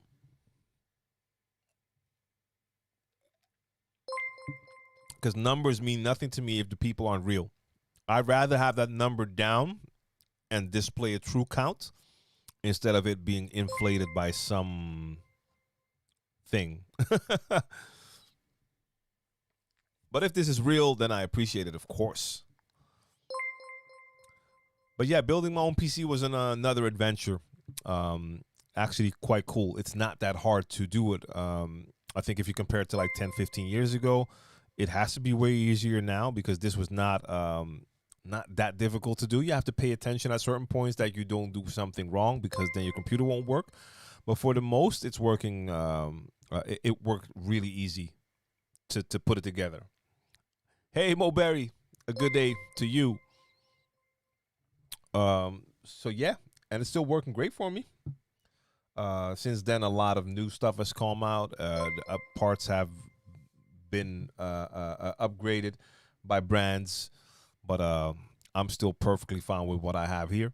This should last me for quite some time. And the cool thing about this is um, I can upgrade any individual part if need be.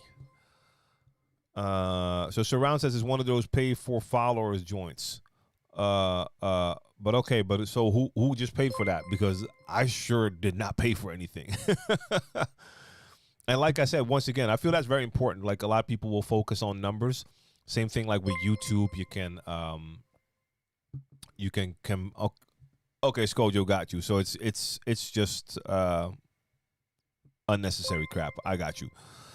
Same thing with YouTube. Like you had like options to like buy subscribers. Same thing with IG. It never made sense to me because then you don't have an honest view of how much of a following you actually have.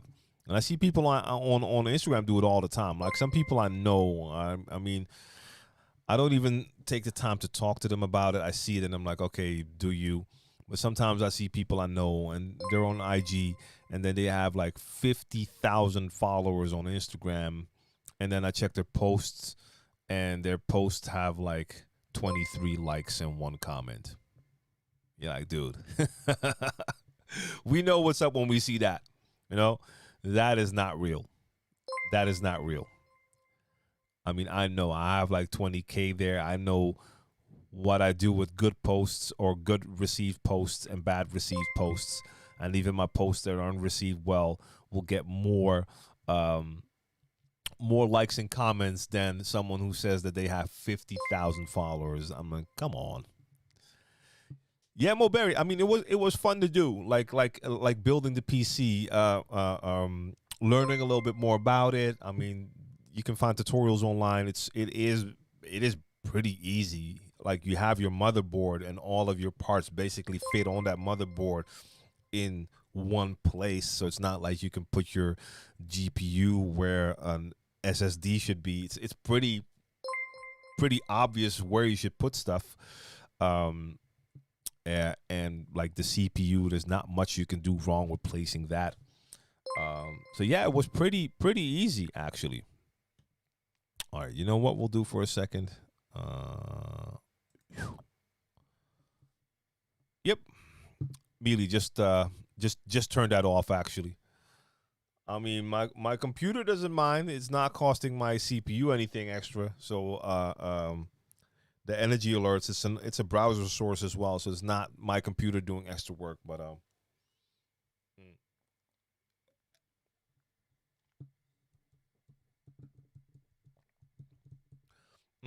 instead of combining all your social media outlets, it's best to keep them separate to know what your true number of followers is. No, I don't really understand that. I mean, like, how do you combine them? Like, you count up the numbers. Mm, I mean, you can do that. I don't know if that's accurate because some of your followers on platforms will overlap.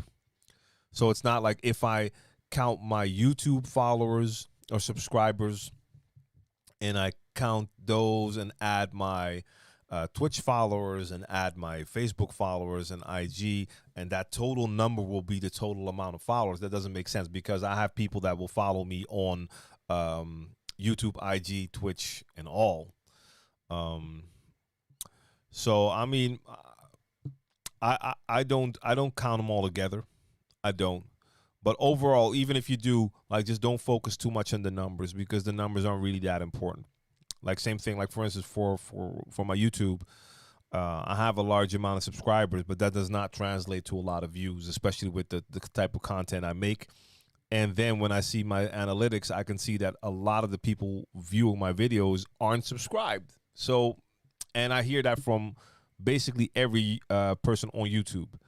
A lot of their views come from people who are not subscribed. So I see a lot of YouTubers like pleading all the times, like, "Hey, um, um, if you're watching, subscribe," because they see a lot of their viewers aren't subscribed. So numbers are really not that important. You have i7, i9 computer. None. I'm not running on an Intel system. I'm running on an AMD system.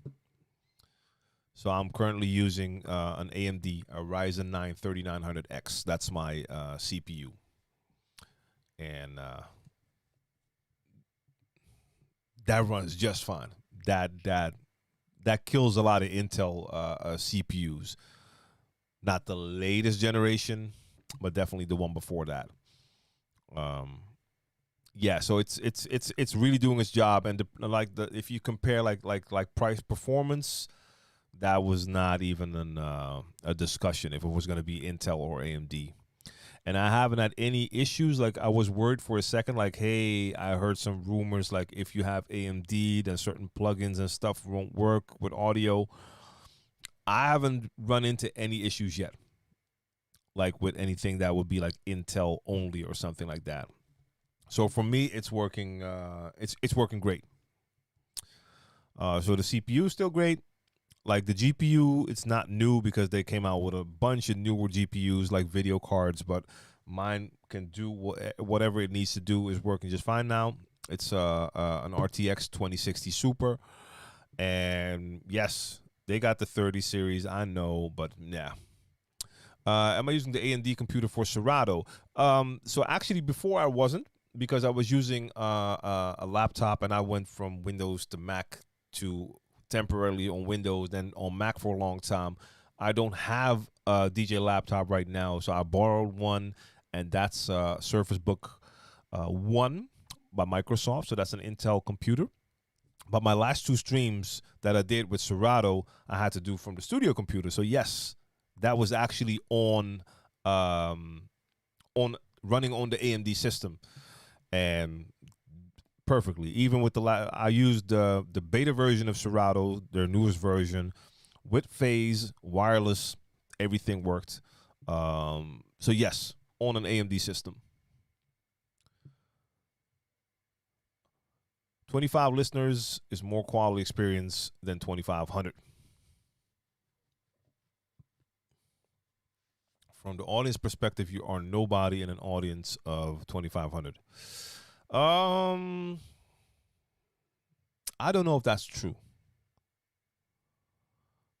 I understand what you're saying. Like, if you tune into a live stream and there's 25 people watching, you know that you are one of the 25 people watching. But beyond that, what does that add to your experience? Unless you have a DJ who's really being super interactive with all 25 of you. If you're tuning into a stream and that DJ is rocking it, it shouldn't matter if it's 25 or 2,500 people watching. If you're just a viewer slash listener looking at that stream, I don't think it's going to enhance the overall experience that much. Unless, again, that DJ is really, really, really into being interactive with the crowd. Should I use two computers to stream Serato video? One with OBS, the other with Serato video.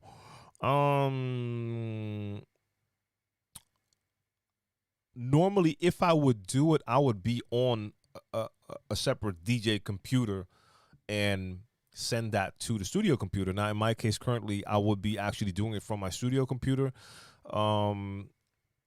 I think this one could handle it, but I haven't tried it. I think two computers, if you have them, it might be a better option, but I'm not sure.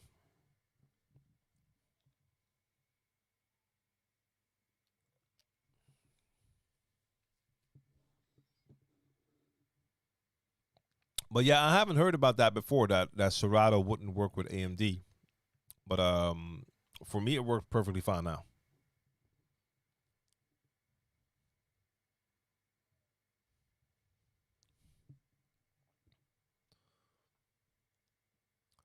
And if you don't have the option for two computers, you only have one. You can test it and see if that works.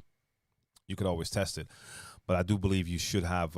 In that case, you definitely need a computer that has like a good GPU in there, a graphics card that can handle that, and the CPU has to be on point as well, of course. I might try it actually. I might give that a try and see what happens. Um, while I'm saying that, let me check something real quick. Oh, so I have to look at my other screen for a second again, and let me see if I can. Can I get that open here? Let me see. Let me see. Yeah.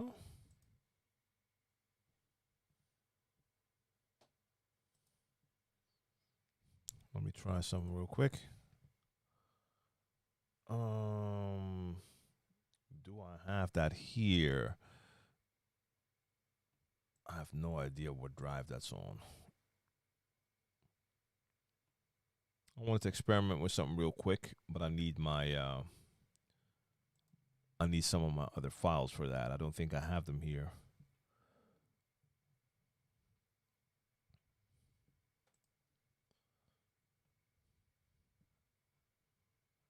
No, I don't think I have it here. I wanted to try something out with Serato video for a second, but I don't think I can do that from here.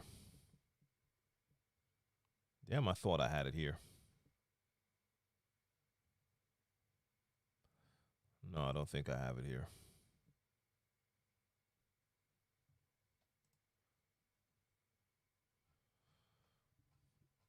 No. Okay. But let me check one more thing. Like, okay, so I have the source here. Can my OBS now see this as another source?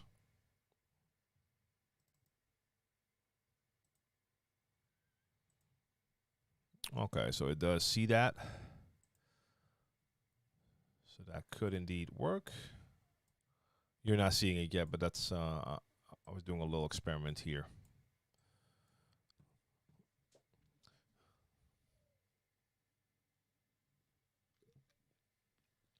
Yeah, but again, like I understand, like mixing mel, like 6 years ago, I believe AMD has come a long way since then. Like I believe their new the new Ryzen stuff. I don't know if that's been around for 6 years already. I just know in the last couple of years, um, they've been improving and improving. New MacBook Pro, 64 gigs of RAM. Hey man, I believe you should be fine with a setup like that. Yep, you should be fine with a setup like that. What up, DJ Law? So let me turn the alerts back on. I think we're past that whole bot thing that was going on. Where is my alert box? Alert, alert, alert. There we go. Oh, really? It's still going to continue?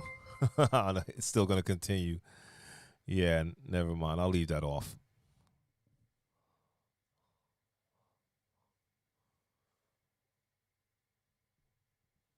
So I wanted to try something real quick with Serato, but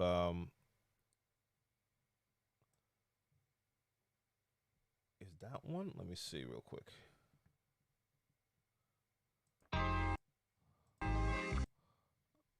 I will have to turn that audio off for a second. I don't want to get into any issues there. Let me see. No, that's not the video file.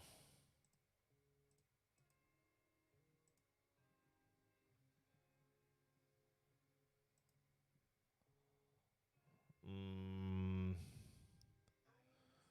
no, that's not going to show me anything.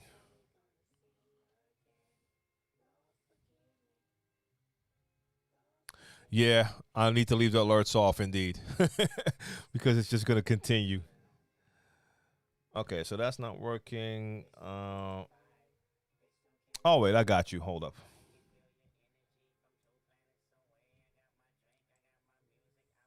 Is this still here? Oh, damn, no, it's not here. Hmm. It's not here. Damn. I wanted to experiment real quick with a video. What is my Serato screen doing?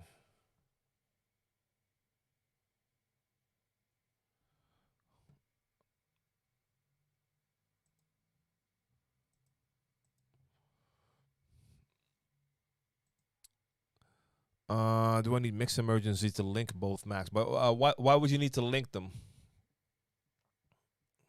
I don't think so. Chris, hey, what's going on? Wagwan. I don't know if you need to link them.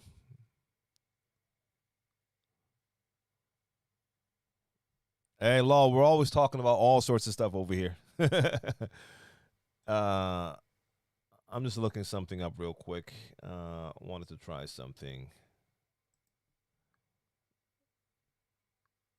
All right, let me get in here. Is there anything in the renders? A short video, maybe.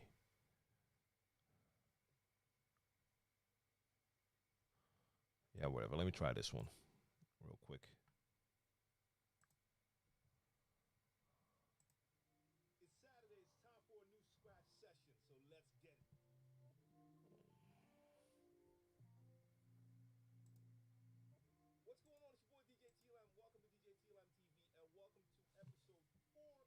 Okay, that's not working yet. Why not? Did I miss anything? Medium, preserve.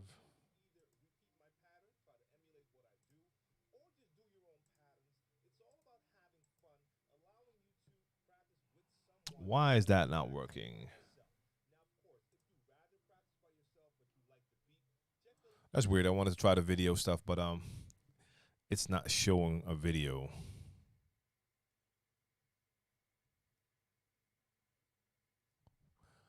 So yeah, the mixed emergency question. Yeah, I'm not sure about that because mixed emergency isn't really used to link computers either. I think, um, and I don't know why you would need to connect the two computers. Yeah, because I heard some DJs who are really into video. They prefer mixed emergency over Serato video. Um, so indeed, it is a replacement, but I don't think it will link your computers. So I wanted to try something with Serato video, but the video is not showing, so that's not helping me out. I wanted to see if it would show up in OBS right now, but for some reason, that's not happening yet. So I'm not sure what happened here, why it's not doing that. I'm playing what should be a video file, but it's not showing in the Serato video output.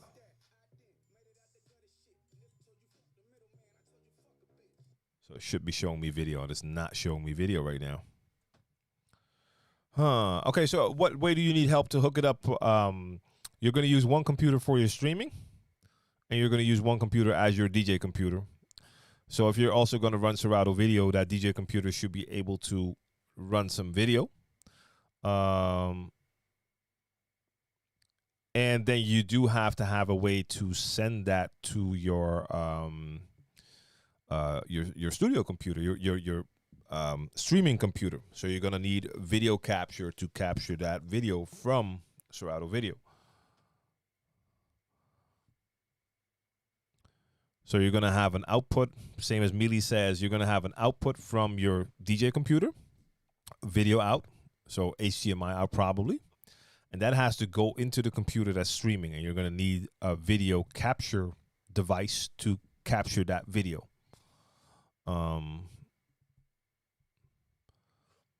Yeah, I understand, Barry. Mo Barry, indeed, not all computers will be able to handle that. You have to run I Show You plugins. Charles, I'm not sure about that. I've never used that plugin. We're talking about using one computer for DJing and one computer for streaming. At least that's what Surround is talking about, like having two laptops. He has two laptops, wants to use one as the DJ computer, one as a streaming computer, and how to connect everything. So in that case, I don't know what that I Show You plugin will add to that. Like if you're on a DJ set, your DJ set will have an audio output. That audio out needs to go to the streaming computer. And if you're doing Serato video, then you have to have an HDMI out going into a video capture card on the streaming computer so it catches the audio and video.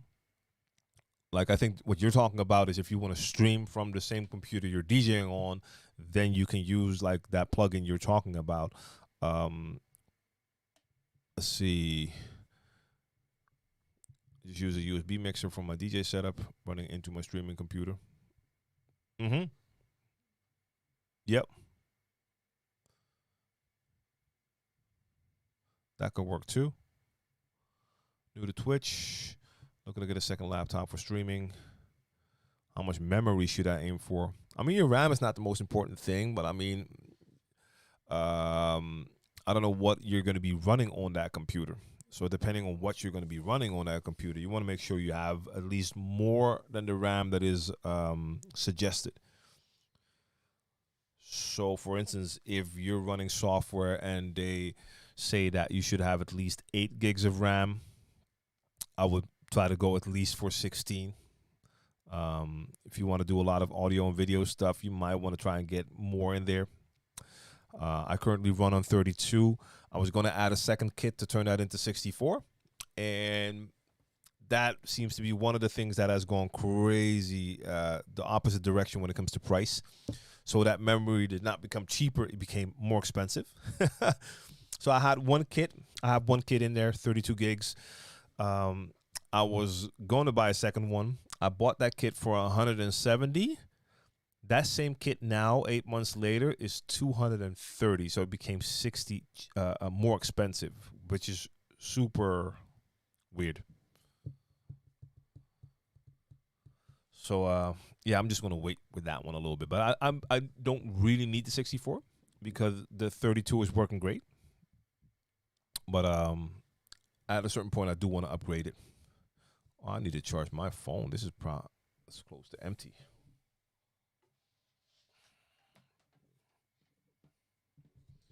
Make sure I fix that. No, so I actually have a browser window now, a window capture for my Serato video output, but it's not displaying the video in that video output. So I don't know. I've never used it on this computer before. So maybe there's a setting that I'm overlooking right now because I have a video file in the player, but when I play, it's not showing the video yet. And yes, I have Serato video activated, so I'm not sure why it's enabled.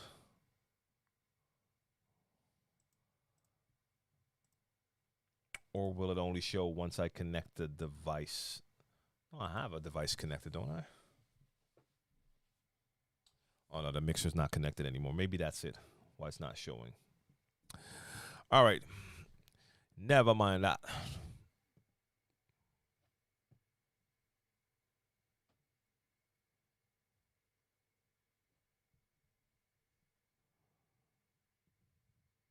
Oh, Costa Rica, 1,000%. I remember at the start of the pandemic with the lockdowns, just taking a look at like the most basic equipment people need for streaming, you could hardly find anything.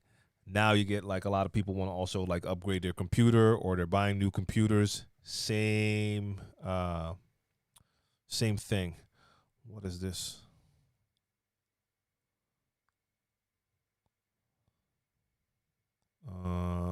What?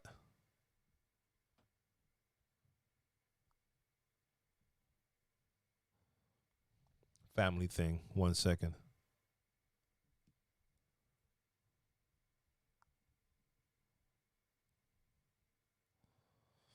Mm-mm-mm.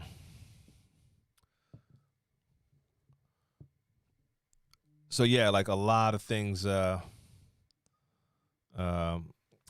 became way more not in the beginning, not even more expensive. There was no way to get them. Everything was sold out. But once people started to get stuff back in stock, the prices definitely went up, 100%. um, Yo, guys, I actually have to cut the stream. I wanted to continue, but I just received a message. I have to go take care of something. Um, so I'll be back here tomorrow with crates. So proper stream, mixed stream. Um, I'll probably find some time in the day to look more at the scenes, to start incorporating those. Like I said, I have that Rodecaster Pro with the new features. So with a press of a button, I can do stuff like this, like instantly switch scenes. But now I have to make actual scenes to work with what we're doing here. So yes, Damien, what up? So hopefully I'll see y'all tomorrow for crates. Also have to find music for that still. So I got some work to do, but I got to take care of this first. So thank you for joining me while I work, even though I didn't get a lot of work done. But that's my my own choice. So I hope all is well with y'all, and see y'all soon tomorrow, hopefully. All right, fade to black.